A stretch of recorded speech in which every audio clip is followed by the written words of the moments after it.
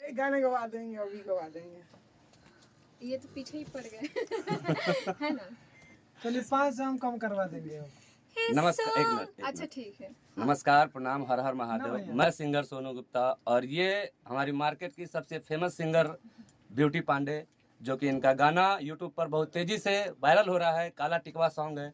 आज लाइव मुझे ये स्टूडियो में मिल चुकी हैं, तो मैं इनसे डायरेक्टली वो गाना मैं आपसे आज गवा रहा हूँ और दीदी गा के सुनाएंगी। आप लोग बताइएगा कैसा गाना है। वैसे भी मार्केट में चल रहा है। हाँ, बहुत प्यार दे रहे हैं दर्शक, तो मैं थोड़ा सा गाना चाहूंगी।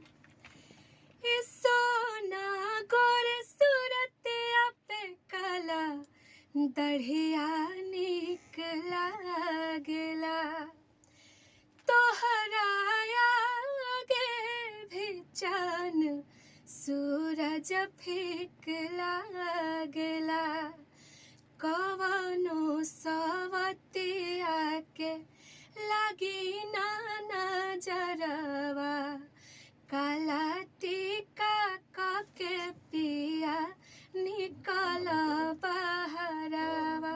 सो यही गाना था। क्या गजब का गाए हैं। नमस्कार, प्रणाम, हर हर महादेव। दोस्तों, गाना आप सब लोगों ने सुन चुका है और दीदी को हमारे सपोर्ट कीजिएगा हमारे साथ और हमारे चैनल को फॉलो कीजिएगा।